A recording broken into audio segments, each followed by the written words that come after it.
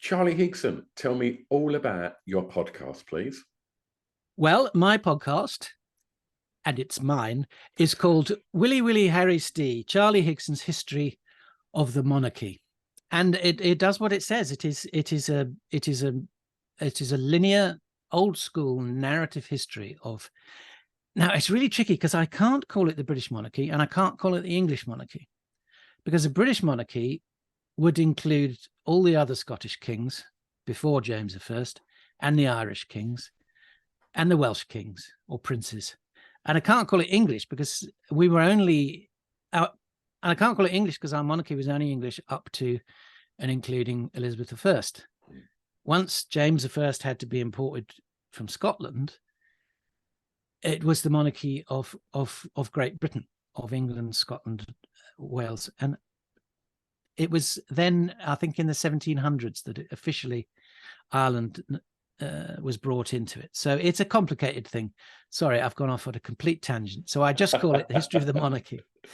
And it's based on a rhyme that I learned at school in the 60s, back when school kids were still taught that narrative version of history. I remember at my prep school that I went to, you didn't have classes. If it was history, you went to the history room and the history teacher taught you. And he had a frieze around his wall that had been made by previous school children, which started with the Romans.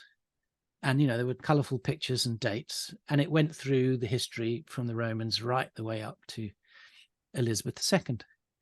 And when you were young at the school, you'd start at the Roman end. And by the time you left the school, you'd made your way all the way around. And that's what Willy Willy Harry Stee does. It starts with William, the first Willy, and then and proceeds to Charles III. And it's interesting because the history is taught very differently now. There are problems with that narrative version of history because it's like, what story do you tell? You know, in my day, it was kings and queens, great men, inventions and battles. And people have pointed out there's a lot more to history than that. You know, there were some women involved, for instance, and ordinary working class people who weren't aristocracy. But once you try and incorporate everything, you can't. You know, your history of the world would start with, you know, if you started with today, you'd cover today, and then tomorrow you'd do tomorrow. So you'd never catch up with the whole thing. But I've unashamedly said, look, this is a way of looking at British history through the lens of the monarchy. And there's a great appetite in learning history. I mean, my kids at school, they were taught the Tudors, the American Civil Rights Movement, the Egyptians, Second World War, the Romans, and they would go into that in more detail, and they would look at who tells us history, what is history, who decides what is the accepted version of events, what sources do we trust, and that is hugely valuable stuff for kids to learn, particularly as a way of learning how to navigate the internet. Who do we trust? Is that true? How do I find out more? What sources should I go to? But it means that they've learned quite a lot about those different parts of history, but they've got absolutely no idea in what order those things took place. Yeah. So, and I think a lot of people, people have commented on my podcast saying, thank you so much for this. I'm finally making sense of it. I always felt like I missed a term at school. And that I was always catching up and trying to think, well, how does that relate to that? How do those fit together? And I got really into that whole idea of, well, I'm just going to find out for myself, really, how it worked. And it's also good because we're living in an age where there's a sort of argument, a fight over who owns history. And we've got the ghastly extremes of the right getting really cross and up in arms, saying you're trying to rewrite history, and why should the National Trust be telling us historical information rather than just showing us some nice 4-poster beds? And, you know, the British monarchy does this and that, and look at Harry, he's the worst behaved monarch we've ever had. And you think, I'm sorry, but compared to some of the behavior that's gone on in the past, particularly the Dukes of York. See, the Duke of York, that's the title that's always given to the second son. So the first is usually the Prince of Wales, sometimes also the Duke of Cornwall. The second is a Duke of York. And, Harry spotted it. It's why he called his book Spare. They have no real function. They're a prince, but they're never going to be a king. So in this day and age, it's kind of like, can you go and open this multi-story car park in Swindon for us? And I think this is a lot of the problem that Meghan Markle had. She turned up thinking this is going to be glamorous. This is a prince and he's going to be king one day. You think, no, he's not. He's just going to do all the crappy jobs that the other royals don't want to do. And, in the past, some of the Dukes of York have thought, oh, sod it, I'm going to kill my older brother and take over. So Harry's behavior is absolutely nothing compared to the past. So I think this idea, if people can know about the past and what happened, particularly with the monarchy and all the terrible things that they've done, it means they've got a better grasp on the present. That was a very long answer, wasn't it? Well, Charlie, I guess for definitely for myself and most people, we know you for your work in comedy and your writing. Yes. Where did podcasting become a thing for you? Like, where did the love of that come from?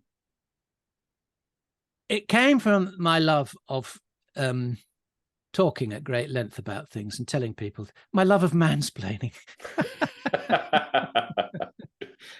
I think I might be a slightly frustrated teacher. I for the past 15 years or so, I'm going to get on for 20 years now, the thing I've mainly been doing is writing books for kids. And I've done lots and lots of school events where I give talks, and I've got to go in and entertain a room full of kids. And I've learned quite a lot doing that, and I've really enjoyed doing it. And I have huge respect for teachers who've got to go in and do that every day in every class with kids who might not be the slightest bit interested in what they're trying to tell them. I can swan in, do an hour, and swan off again. But I like telling people things. I've got 3 boys, and I do. I mean, they've left home now. They've had enough of it. Like telling them things and trying to do it in a way that doesn't bore them rigid, or makes them think, "Oh God, Dad's trying to tell us something else again." I just asked this really simple question, and he's gone back to the bloody ancient Egyptians, and he's starting there. But about more than 10 years ago now, I was invited to the Chalk Valley History Festival, which is an amazing annual history festival that held in Wiltshire. Now, many people who listen to podcasts will be familiar with Tom Holland, who does a really popular history podcast called The Rest is History. And his brother, James Holland, who does a very popular podcast as well with Al Murray called We Have Ways. Tom Holland is obsessed with the ancient world more, and James is more the modern world and the Second World War. His We Have Ways podcast is entirely about the Second World War. And they are brothers, and they set up the Chalk Valley History Festival originally just in their local village, using the cricket hut on the village green. I think they were raising some funds to do up the hut. And because they knew so many historians, they got a lot of great historians down, and it was really popular. And they thought, well, we could do this as a proper event. And it has grown to be this huge festival. And they invited me down one year to host a quiz, a sort of Have I Got News for You style comedy quiz about history called Histrionics.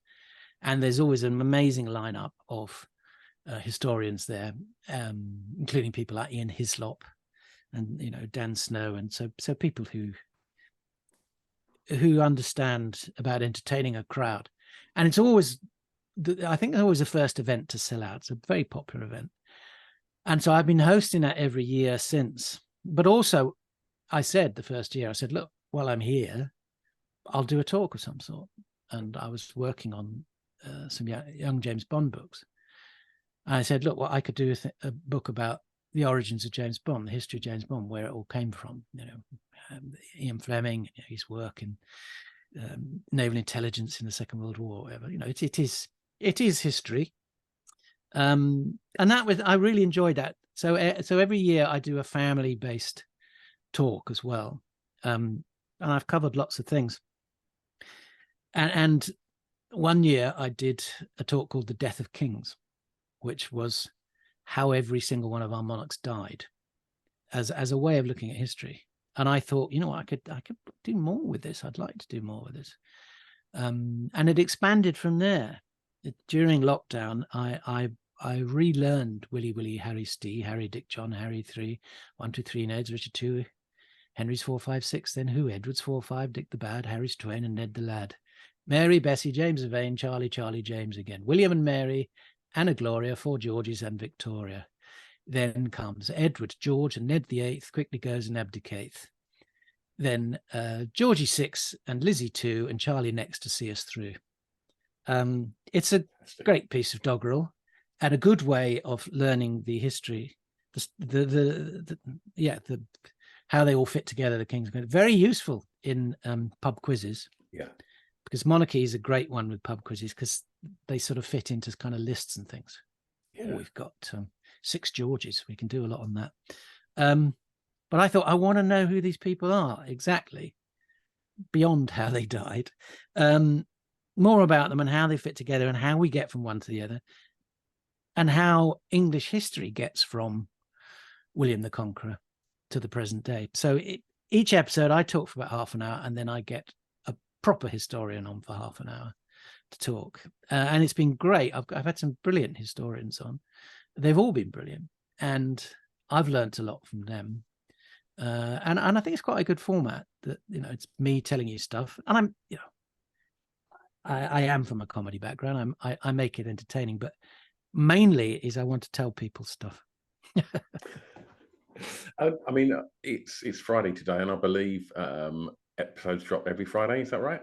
That's right. We do a monarch every Friday, and then now and then I do an extra episode on a Wednesday, which is if I feel like there's a kind of wider stuff that I want to talk about, but I can't squeeze into the monarchs because I don't want to get too long. So I did one with a great historian called Ian Mortimer, where we looked at just what was life like for the ordinary people in the Middle Ages. In the next one coming out, well, I don't know when this podcast goes out. This will probably be out, probably not next week, the week after. Right. I did a recent one with another fabulous historian called Susie Edge, who's written the book that I did the Chalk Valley talk about. It's how each monarch died. Okay. And she comes from a medical background, so that's really interesting. And so, yes, if you start at the beginning, I had to do 2 introductory episodes because our monarchy didn't really start with William I. Probably the first bona fide English king was King Alfred the Great. But I did one on sort of prehistory and the Romans with Tom Holland. And then I did one on the Anglo-Saxon period with a guy called Mark Morris, who's written a fantastic book about the Anglo-Saxons. And then we launch into my first Willy. I keep in the old days, maybe I'd have been banned from Twitter for going on about Willies and Dicks. And there's a really annoying word, which, I dictate into to make notes and things for each episode. I don't script it. I make notes and talk because I want it to just be me telling you stuff, not reading out something. So I start by narrating a bit of Willy Willy, Harry Stee, Harry Dick John. And people who know the word dictation thing will know that it's very prudish.